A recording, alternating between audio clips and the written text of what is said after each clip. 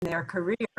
And I'm going to turn it over to Dr. Triche. She's going to set the parameters in terms of whether you would like them to chime in and how you want them to do that, or not.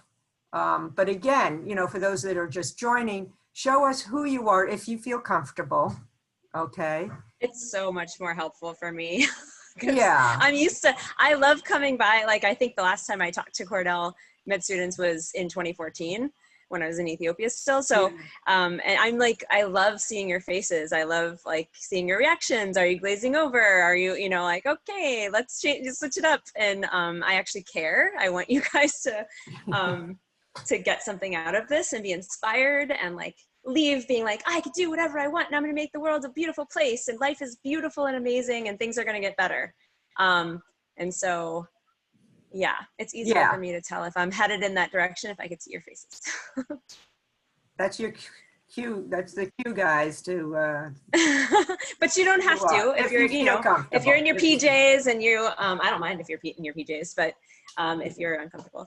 So did you want me to just start talking? I'm on. Okay. So I wasn't sure how to do this. I don't care. You know, I have a little PowerPoint presentation that I think I had used part of it, like my Ethiopia pictures are the same ones, you know, 6 years ago when the last time I chatted with you guys.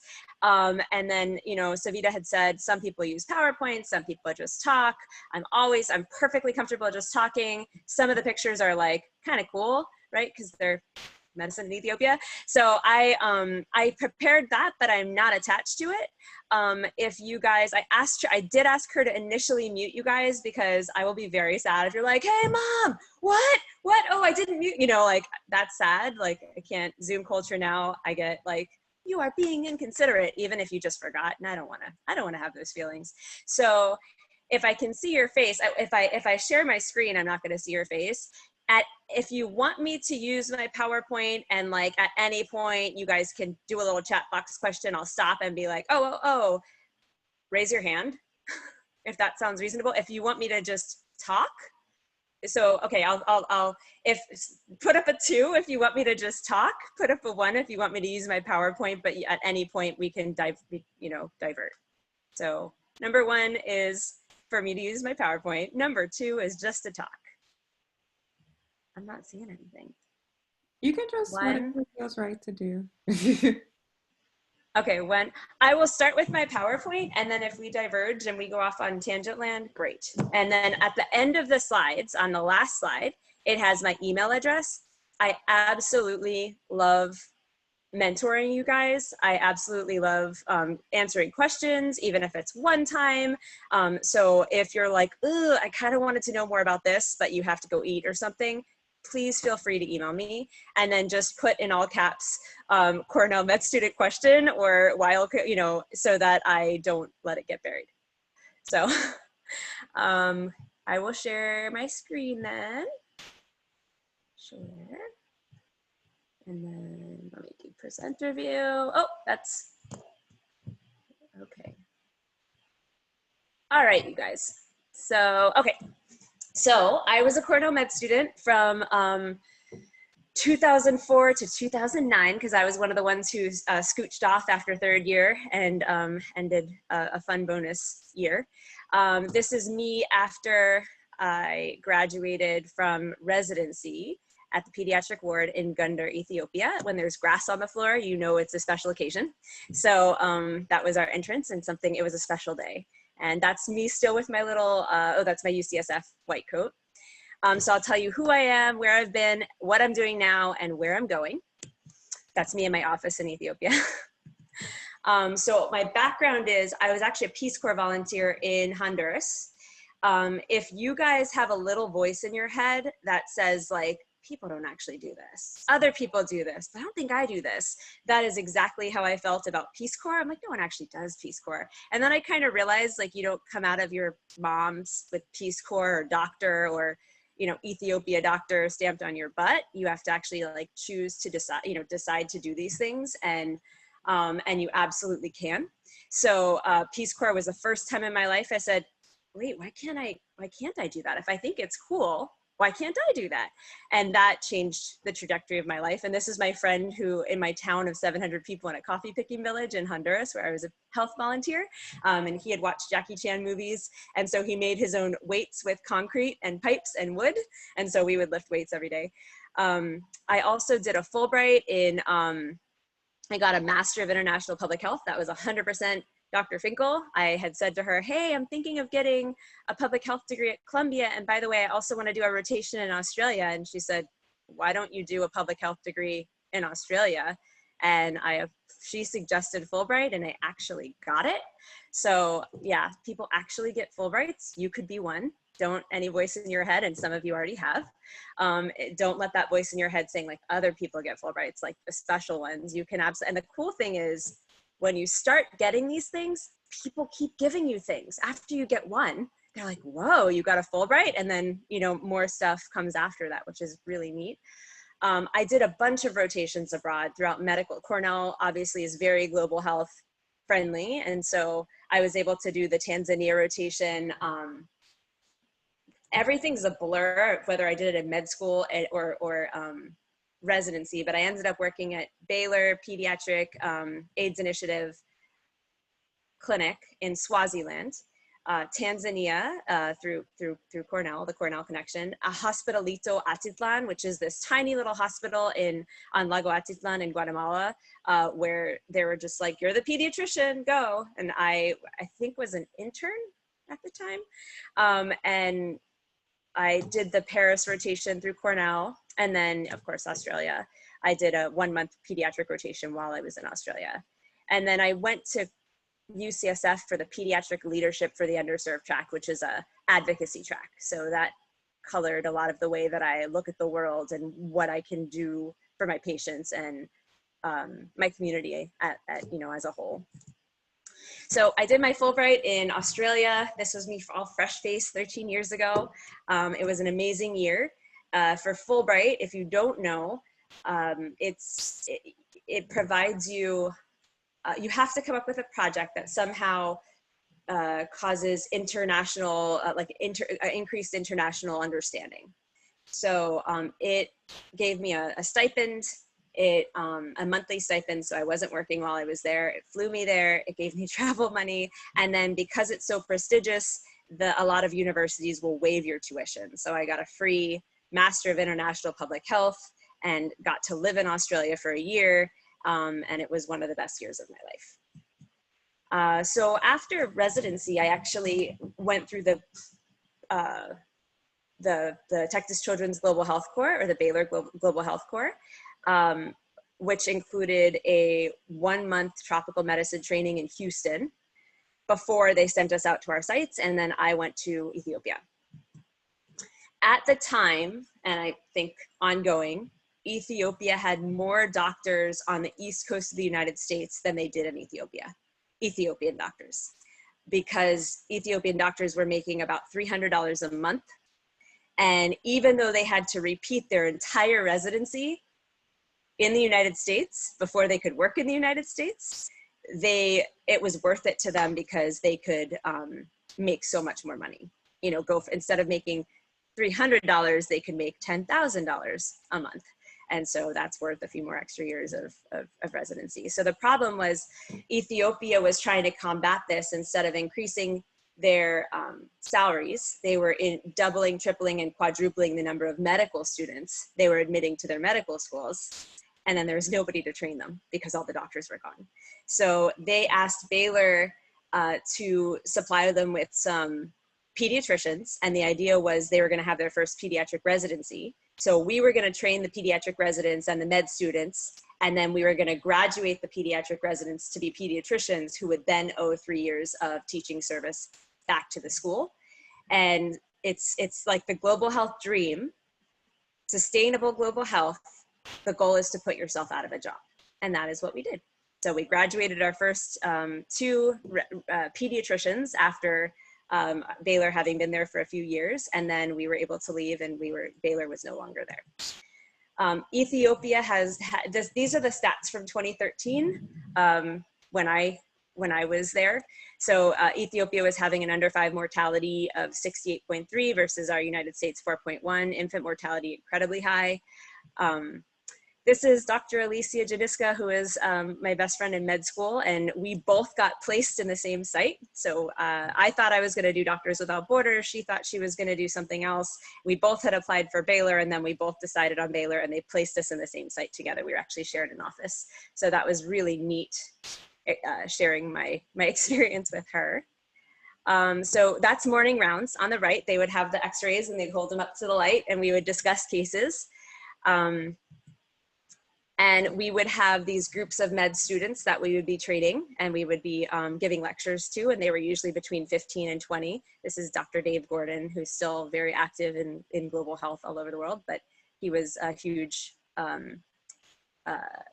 he was amazing in Gundar. He did a lot right before I got there. And as you guys, if you've done global health anywhere, and in the States too, but especially in global health, there's always a door that you open somewhere, and there's a graveyard of expensive equipment, computers, EKG machines that, you know, somebody has donated with a beautiful heart, but those machines have no way of being, no technicians that know how to sustain them. Or my favorite was in Gundar, we had a bunch of EKG machines, but no EKG paper. So as soon as the machine would run out of paper, they would push it out the door, and it would just get, you know, rained on like, oh, okay, we can't use it anymore because there's no space for it. And so all of this is expensive equipment. So anytime you're thinking, why don't I donate? I want sustainability to always be on your mind. Like, who's going to maintain this? And Hospitalito Atitlan did an amazing job of doing this. They actually trained people in the community to become, they sent them to the States to become repairmen for all of the different equipment that they had in the hospital, which was really cool. It secured jobs for those people. It secured, you know, longevity for the use of the machine. It was really amazing. So these were our wards. On the right is our NICU. And if you look closely, you'll see these little like dividers between the babies, and a British OB invented those while we were there, because they would take the NICU babies, little septic NICU babies, and NICU babies with congenital pneumonia, and just lay them next to each other on these tiny cribs. And so she was like, I think that's an infection risk. So she got this pleather sort of material and had this, had somebody make these little baby hammocks and would tie them to the cribs. So now they were separated from each other. This worked really, really well. That was our main pediatrics ward on the left. And often there were just mats on the floor with the family sleeping there. So that's a fairly low volume day. Those are the med students and residents seeing all of the patients. Our outpatient clinics was this one room, and there would just be on each one of those chairs on the left, there would be a patient and, oh, is there, let me open my chat box. So, okay. If at any moment you have a question, I have my chat box open, so I'll just stop talking and answer your question. So on the left, the outpatient clinics, we would have a patient sitting in each one of those chairs, zero HIPAA. They would just be, the room was so loud, and we would just be kind of physically moving around the room, talking to each person. And we would have neurology, we would have, you know, diabetes, all of the specialty clinics were in this room. And we would know how well people were doing with their diabetes, for how many times they had come in DKA or with altered mental status. It was just a whole different way of practicing medicine.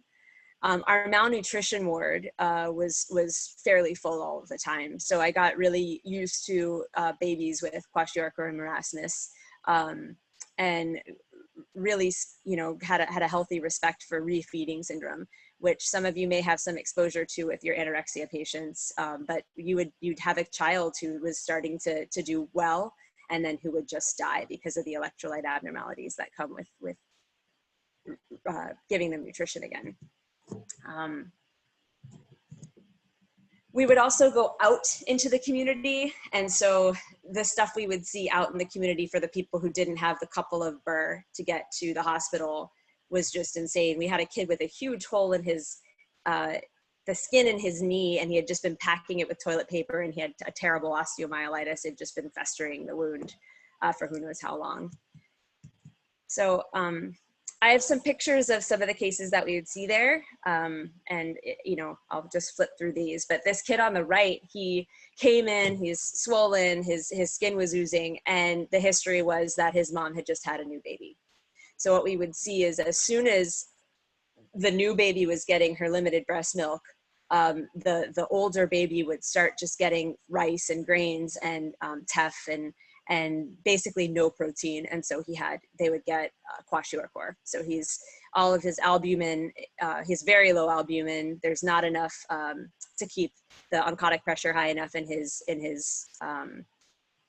intravascularly. So all the fluid is just going out into the interstitial space till he swells his leg up so much that the skin actually breaks. This kid was super interesting. So he came in and had this rash around his mouth and around his butt. This is acrodermatitis enterohepatica. So he's a zinc deficiency, and it usually will show itself when you move from breast milk to cow milk. So we would see this every so often.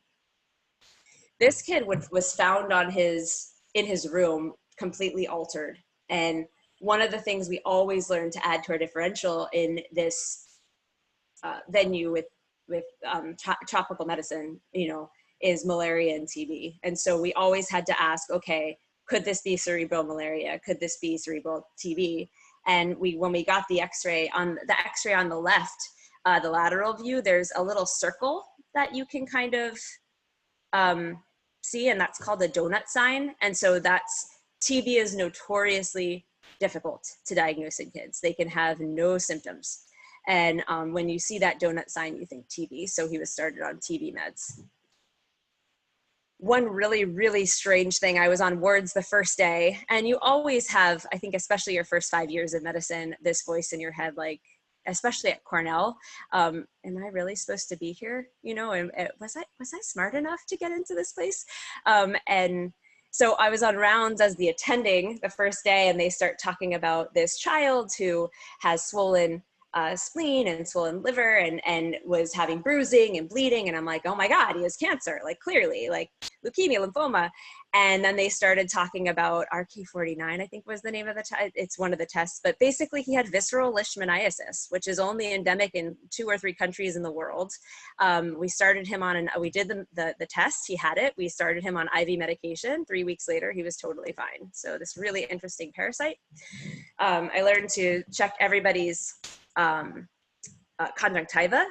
If you have a hemoglobin less than 9, you'll start to get paleness there. It's not a great test of anemia, but and the most common cause of anemia in the world is hookworm. So I started to learn to treat for hookworm or check for hookworm when we would see pallor like that.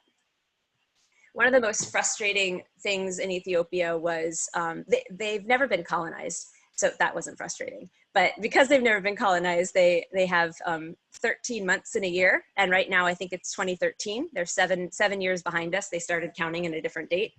They have 13 months of sunshine, and they have horrific levels of rickets. So the kid on the bottom, he has a rickettsial rosary, they call it, where where the cartilage and the bone connect. They start getting widening, and the same on their wrists because they don't have the calcium and they're unable to mineralize their bones. And then of course the bowing of their legs. And the reason is they cover their babies for the first 4 months of life. And so they end up getting rickets. It's incredibly frustrating. So there's all these cultural things in places you are. Let me just skip ahead for some of this stuff. So where am I now? I am now on the island of Saipan, where Jell is from. So this is, I was showing you guys, it's a rainy morning here on Saipan. Beautiful, beautiful place to live and work. I left Ethiopia in 2014 and came directly here. And here on Saipan, it is, when I got here, we're about 4 flights away from you guys, 3 flights away from you guys. It takes about 24 hours to get here. And we are in the middle of the ocean. If you kind of come down from Japan and over from the Philippines and north of Australia, we are the dot in the middle of the ocean. So, oh, right, on my map. So when I got here, there was one other pediatrician. It's gorgeous. And I was working 24 hours on, 24 hours off. And so I looked around and said, there is zero reason that we should be underserved. This is a beautiful place to work. The people are beautiful. And so I started blasting Facebook with my life and my pictures and my thoughts. And now I am happy to report that nearly 7 years later, we have 8 people in our department and I am the department chair. So it's been a really interesting last 7 years. Our mortality here, so I don't have data from, this is again, the 2013 when I got here data. So our mortality rates, this is the Federated States of Micronesia, which is the closest that I could come to our mortality rates. It's not Ethiopia, it's not the United States, it's somewhere in between. And actually our infant mortality rates are much less than this on Saipan. We actually are able to provide fairly good care. My post-call days are very different here. So it's beautiful ocean all around. It's a 12-mile island by, depending on where you're measuring, but about 3 to 5 miles wide. And so there's ocean views everywhere. This was a huge turning point, a place where World War II turned. So there's a lot of tanks and cannons and just left in the ocean, and it just becomes part of life. So you meet people at certain cannons and you swim out to certain tanks, and that's just what we do here. There's a downside to living in a beautiful tropical island. We have typhoons. So this was my apartment in 2015 after Pseudolor hit. I was at the hospital and a little, I think less than a pound preemie kept me there. I was trying to get home before the typhoon and her blood pressure kept dropping and she kept having low sugars. And so I stayed. And it's a good thing I stayed because when I came home, I had no wall. My entire balcony, which was an enclosed glass balcony, blew out into the jungle, and my sliding glass door was in my house. And I was a Zumba instructor here at the time, and I had made this shirt, "Celebrate Being Alive," and I found it at the bottom of everything, and so I took this picture. So I moved to my apartment where I am now, and this one's more typhoon resistant, and the last typhoon didn't touch my apartment. It definitely touched the rest of the island. And that's, something that some of you, I'm from Florida, that's something that I dealt with also in Miami. And, so that's, you have more and more natural disasters all over the world, but it's a little different when you're far away from everything, when it takes FEMA a week to come out and people don't have fresh water. It was really, it was a different situation than when I went through Andrew, when I was like 12 years old. So this is our hospital. It's typhoon proof. So it's been through all of these typhoons and it's been great. This is my exam room when I first got here. So we have, it's a lot of the same resources that we have in the States. So a lot of the tests are sent out, so they have to go to Hawaii. So, it's always like, is this really going to change your management if you find out 2 weeks from now? And so you end up not ordering a lot of the tests that are available. One huge, scary, put hair on your chest thing that we do is transport kids who need to go to the mainland for specialty care. And we do it through commercial flights. So we have to go on a United economy class flight, and we did not have ventilators until this year. So if the child who had a hole in their heart or only had half a heart or hypoplastic left heart or any of those things that you guys have started to memorize or hear, who needed surgical care, our referral hospitals in San Diego. So we would have to fly with them from here to Guam, Guam to Honolulu, Honolulu to San Francisco, San Francisco to San Diego, because no one else accepted our Medicaid because we didn't pay them for good reason, because island life. So we would basically hand ventilate this baby over 24 hours.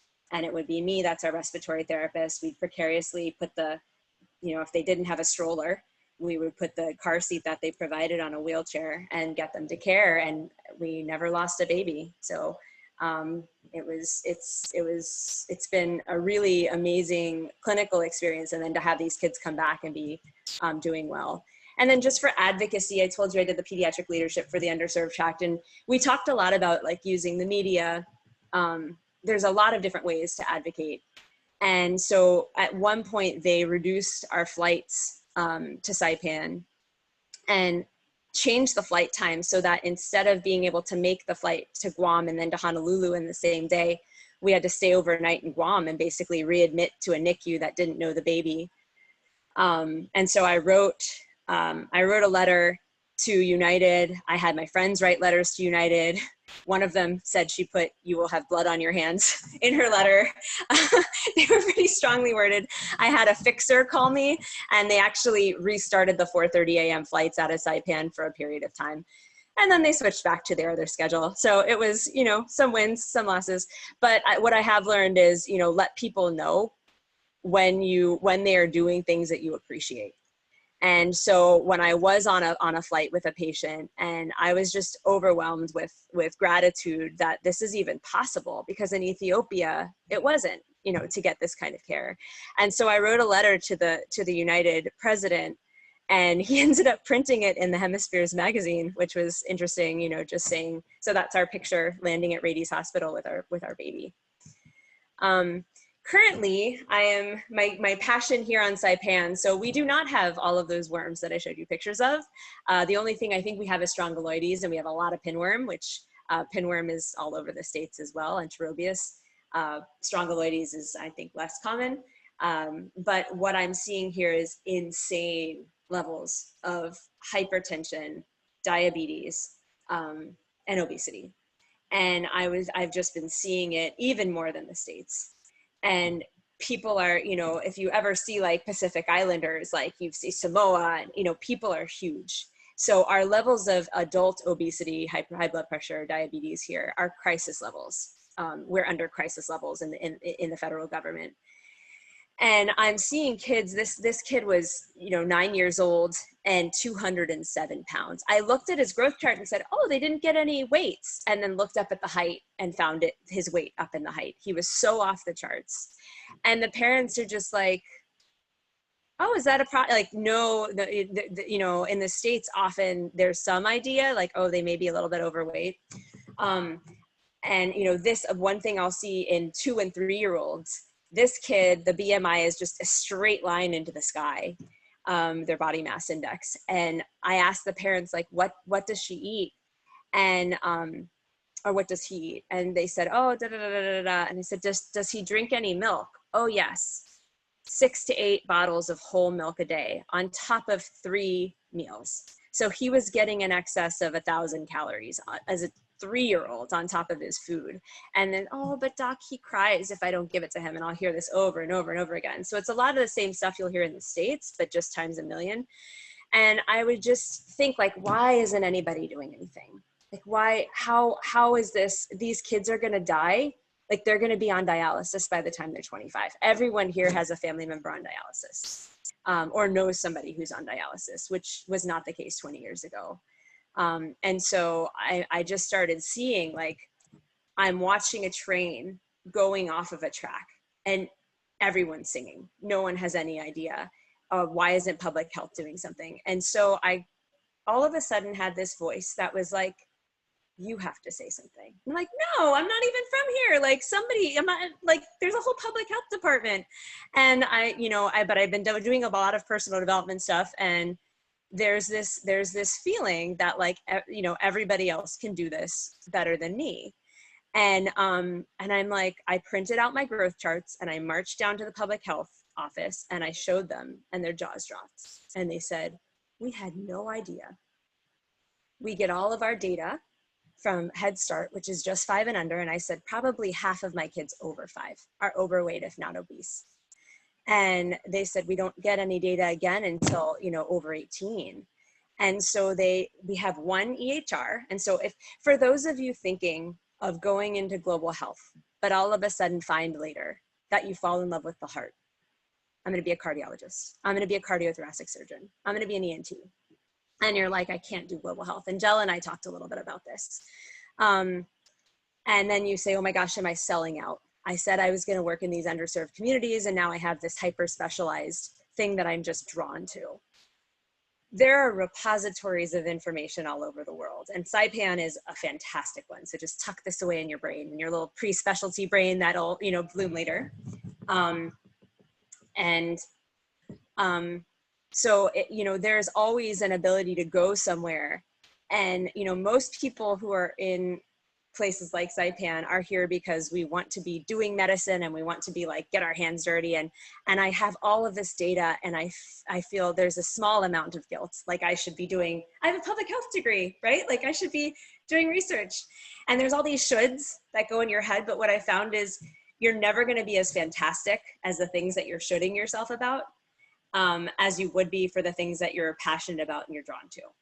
And so my calling is sort of getting people to figure out what makes them excited and encouraging them to do that.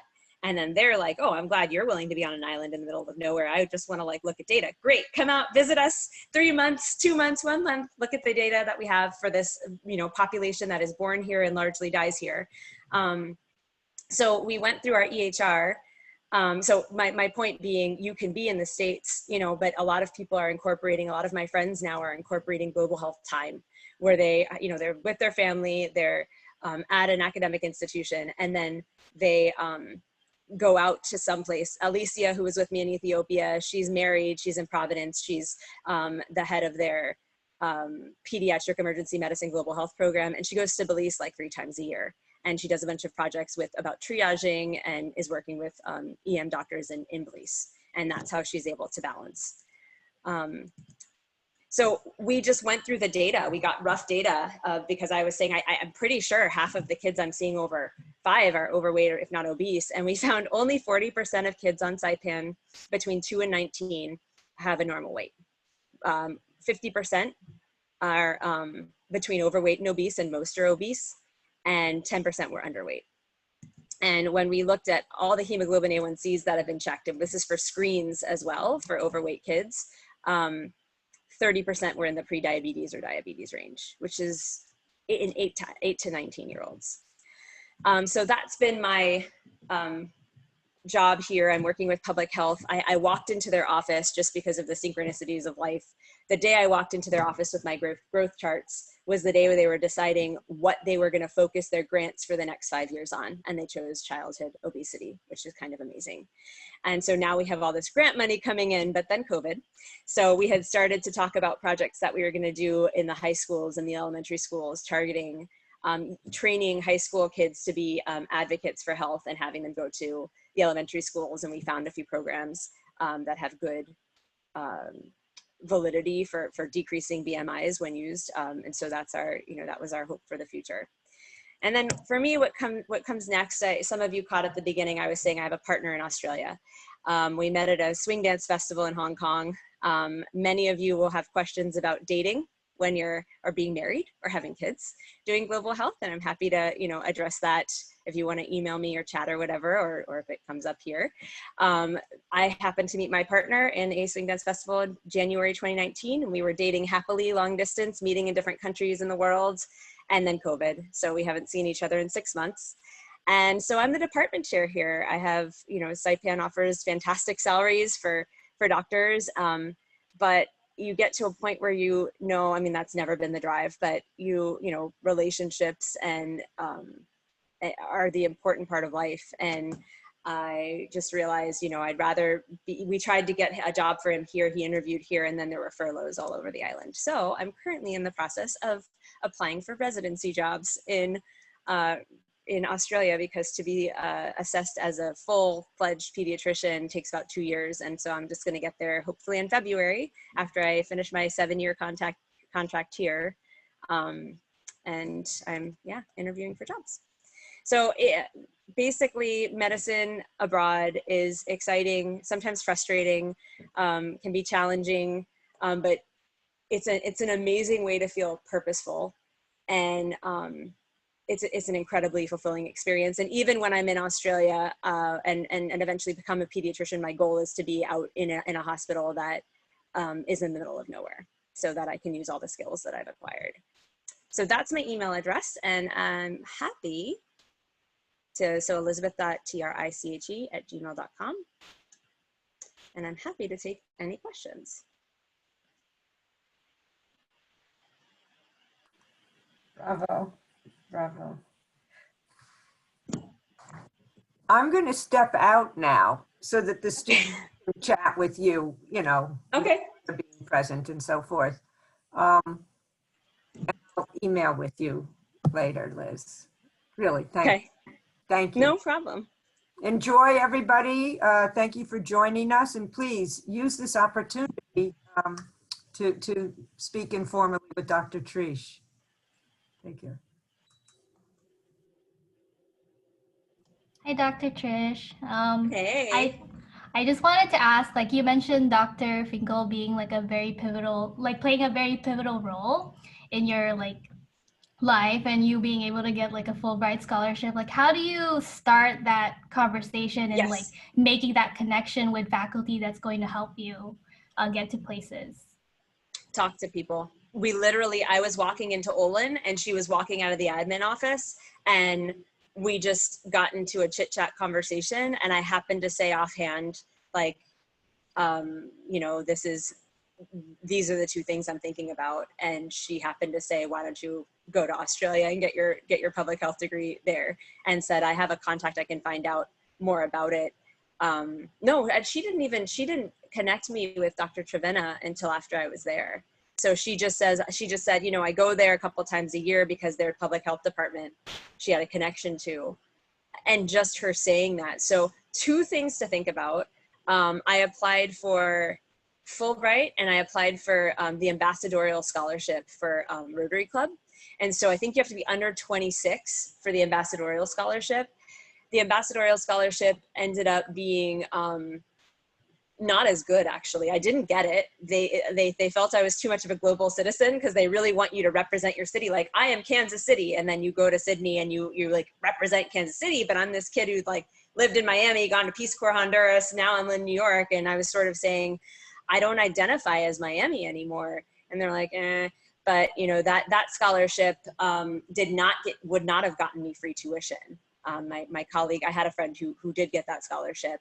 So he was working, you know, while he was in Australia. That's fine. That's neither here nor there. He got a stipend. He got, you know, flown out there. So talk to people, make connections, including me, you know, email me. And if you're like, I don't know, the hugest thing when you feel completely overwhelmed with where to start, there are the people who stop there, and there are the people who take one baby step. If you can become a person, and there's nothing genetically different with those people, it's just, I am terrified of doing this. I don't know where to start.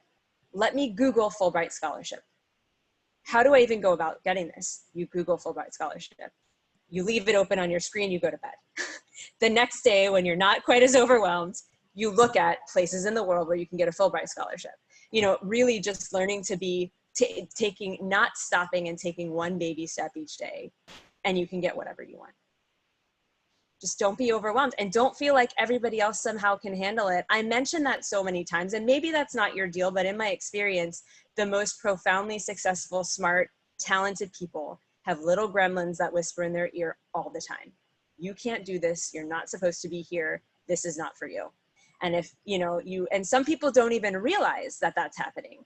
And so you have to make those voices very loud, become very aware of them so you can shut them down. And then you systematically shut them down. And you say, you know what, today, like I'm gonna try towards this one more time. So that's my little personal development speech for the day. But yeah, just keep on talking to people and keep on reaching out and looking towards the thing that you think that you want. Any other questions? Yeah, I have one. Thank you so much for your talk, Liz. That was really fascinating. I'm actually a 4th year, so I'm like a little bit older than these guys. And I was supposed to go like on a global health thing to Thailand next year, but then obviously COVID happened, and that's not happening anymore. I'm like currently like in the process of like applying for residencies, and I'm looking for programs that like have global health like incorporated into their residencies, or like at least like a track or something like opportunities. And it seems like when you went when you did your opportunity in Ethiopia, like you went through your residency and there was like a good way, like you were supported kind of by the program. Would you have considered a program that like didn't have a strong like a global health component to it? And if you had to go out on your own, like how would that look different? And did you have friends that did that, and like how were their experiences different? Ethiopia wasn't through my residency. Oh, okay. That was through Baylor Global Health Corps. So you can look up Texas Children Global Health Corps, Baylor Global Health Corps. That was a completely separate app. At the time I applied for Baylor Global Health Corps, I also applied for Doctors Without Borders. And that was a completely separate program. I didn't go to Baylor. So that's incorporated into the program. The one thing I will say about going to a program that supports global health, you can absolutely do global health without going to a residency program. The only thing is that there's something about lighting a flame under you, like, you know, making you realize that real people do this. You can only strive for what you know. And so if you look around and no one around you has any interest in doing that, and you get this impression that you're supposed to be this tertiary care, quaternary care specialist, and that's the only respectable. You're from Cornell. You're going to waste your degree if you don't become metabolic, endocrine, like specialist. Whereas like, geez, I'm doing everything out here, you know, like we have no specialists on the island. I don't know if I mentioned that. So as a general pediatrician, I'm running a NICU, intubating 700-gram preemies who are 25 weeks old or, 25 gestational age and above, babies born months and months before they're supposed to. And we're caring for them. We're the ones, treating epilepsy. We're the ones treating kids in the ICU who are coming in a coma in diabetic ketoacidosis. Like it is a profound use of your degree to be out in places like this, and your adaptability and your passion and your flexibility, that ability, like to gain flexibility and not stop. There are the specialists I call in Radies who I say, this baby isn't growing, they're acidotic. Okay, get a lactate. We don't have a lactate. Get a pneumonia. We don't have a pneumonia. It'll come back in 2 weeks. And the ones who can say, okay, restart dextrose. We restart dextrose. Okay, baby's doing fine. Restart intralipids. Okay, we restart intralipids. He seems to be doing that. Like just thinking in a flexible way, which thing can't he process that he keeps becoming acidotic? And, that ability serves you anywhere, so, but if you have people around you who make you, and I've heard people say this, some of my classmates and colleagues, like, no, you can't go into primary care coming out of Cornell. What a waste of your degree. Like, no, you can't. And those are the voices in your head that becomes your reality.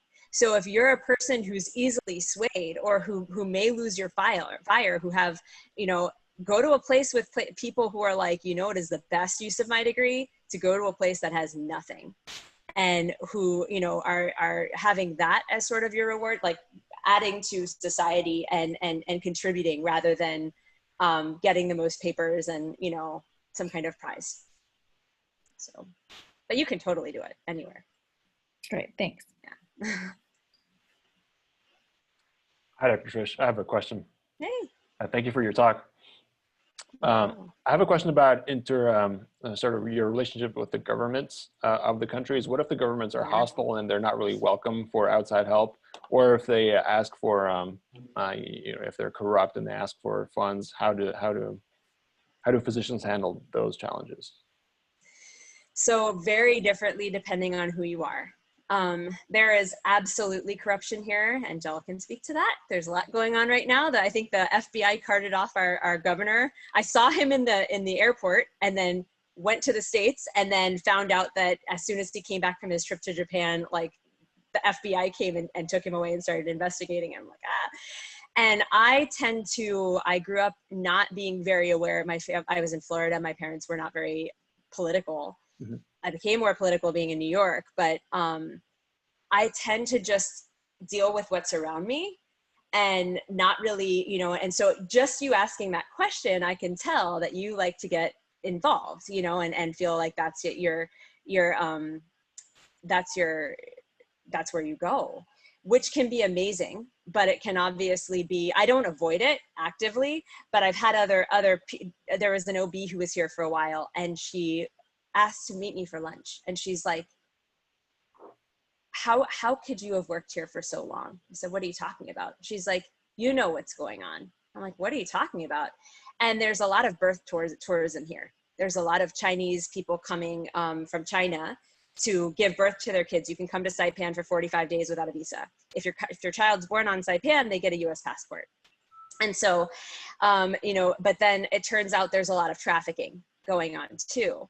And I had no idea. She's like, you just have to ask 2 questions to know that's going on, and so she started,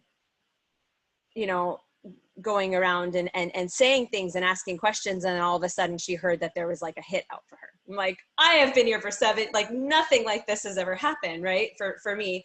And so, even on Saipan, which is this is not a high crime area at all. And I'm safer here than you guys are in New York.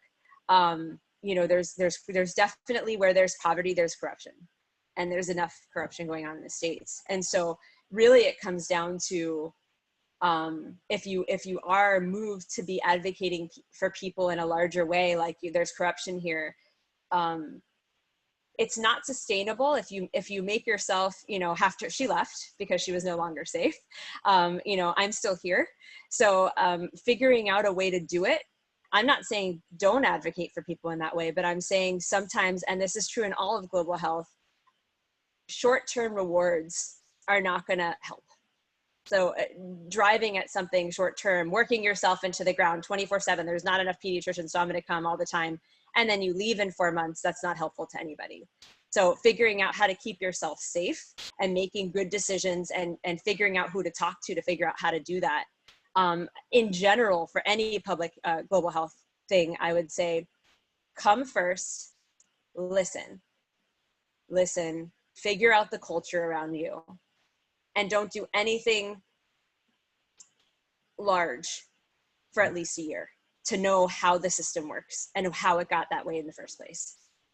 Because you'll very likely end up being run out of town if you come in. And same thing with just medicine. Like, you guys are doing this all wrong. You need to, why isn't the OR open at the middle of the night? And everyone's like, we did that 6 years ago and this is what happened. So come first, listen, ask lots of questions, just about how things work, ask the right people, and then, have thoughts of change later. So I've stayed fairly out of the government here, and not because I'm fearful, just because that's what I tend to do. Mm-hmm. If there's no prior infrastructure in an underserved area, and like you said, I know that whenever there's poverty, there's always corruption. So setting up kind of an infrastructure, is that how challenging is that? Is that really challenging? And just dealing with the authorities and sort of like push back from them. What kind of infrastructure are you talking about? Like a clinic, like a simple clinic. Setting up a simple clinic. So that's going to be complicated, right? You have to figure out like zoning and all of that stuff. I haven't ever done that. My colleague Will, who I'm pointing upstairs because he lives right, that's his goal. His goal is to go to coastal Guatemala. He really wants to set up a clinic in Guatemala. He's here to try to like get his skills before doing that.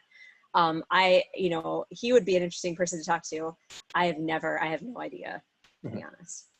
Maybe you can encourage him to talk to us after his experience with the clinic. He's applying for neonatal fellowship for next year.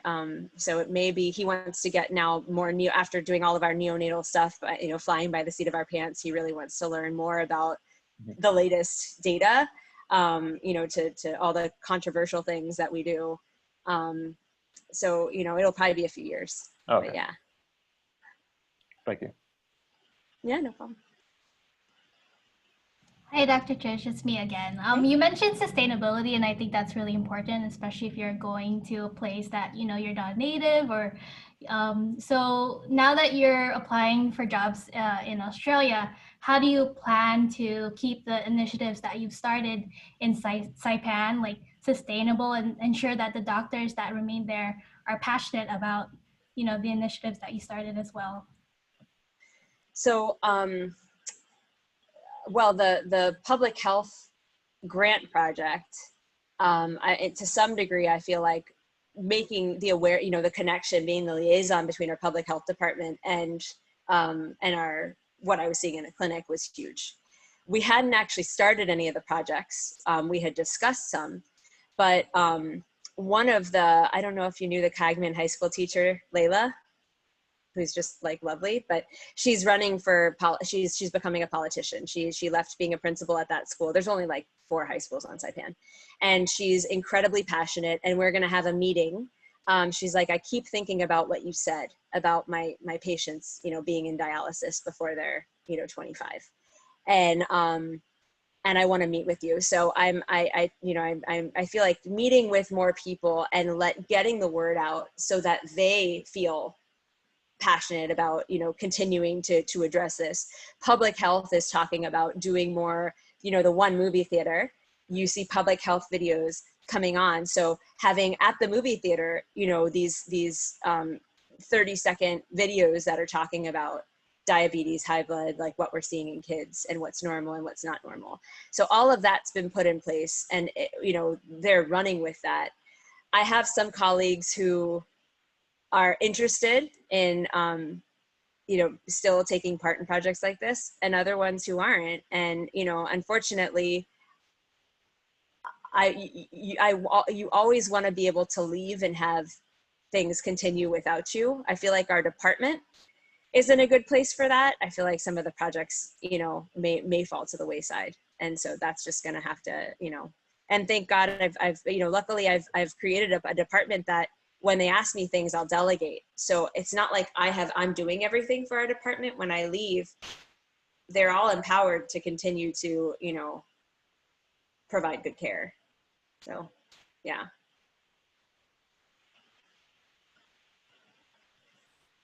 Dr. Triche, I have a quick question. Thank you for sharing your story.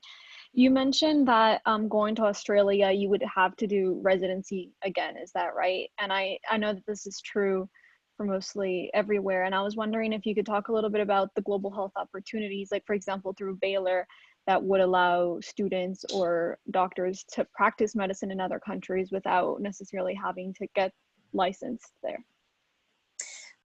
Yeah, so for Australia, coming from the US, if you've passed your USMLEs and you finished internship, you actually don't have to repeat residency. There's an unaccredited trainee position or like a senior registrar position that's basically for this. Like you're getting, I think it's like $66,000 a year, which is great. Like I always thought I wasn't gonna make more than 50,000 doing global health. So I'm like, oh, okay. Saipan, we make way more than that. I had no idea it would be. So a pediatrician on Saipan starts at $190,000 a year. So I had no idea you could, and we're a National Health Service Corps site. So I had loan repayment. So I came here with $98,000 of loans. My parents didn't have any money, so I got a lot of grants from Cornell. I'm sure you guys have like you will have like $300,000. Oh, actually, do you guys get your tuition paid for now? Is that? Yeah, so, okay. So, but you're still paying for your house. You're probably getting grants and stuff because New York. So like housing, things like that. But yeah, so I will go there and repeat my like a year of residency, but I won't have to do all of it, luckily. Baylor is Baylor, I Googled it. There's still the Global Health Corps, probably not right now. They had 2019 physicians, so I'm not sure if they stopped it for 2020 because I didn't see 2020 physicians. That's a great one. Doctors Without Borders is a fantastic thing to do. And I have several friends who've done it. Several friends who've come here in between to work here as a locum while they're waiting for their next project. And, Doctors Without Borders is usually longer the first time you do it. And then after you've done one mission, then you can go back for shorter missions depending on your specialty. So that's a great one. Other ones, those are the two. There's other, I have friends who are here who would do refugee medicine. So my friend Neda Farzan, who's an EM doctor, went to Afghanistan and she was right behind the front lines. And, she just Googles like refugee medicine and military medicine. And she just likes high stakes, high rewards medicine.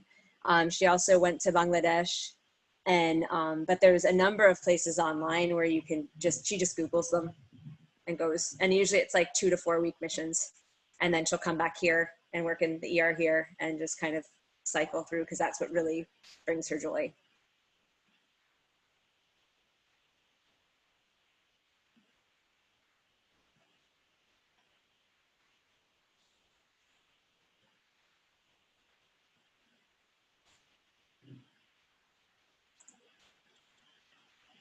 It's almost 8.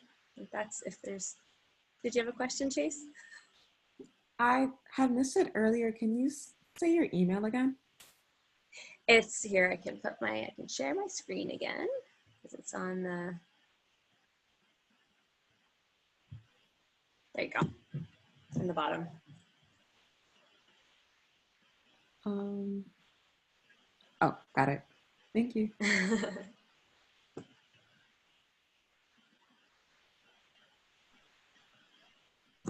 Thank you so much. This was really, really helpful. No problem, you guys. Good luck. Just out of curiosity, how many of you guys are, I probably should have asked this the first time. How many of you guys are first years?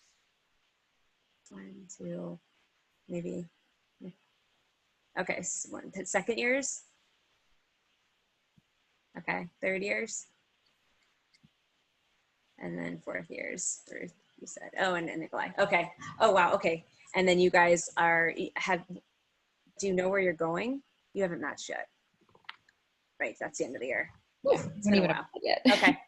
Yeah. Yeah. Okay, you guys. So feel free to email me. I'm always happy to pick up. Jell and I talked for a while right before COVID. I'm always happy to schedule a phone call if that's easier. I know screens are getting old for you guys. So, and good luck with everything. Thank you so much. Thank Okay. you. Have a good Thank you so much. Have a good morning. Bye. Bye.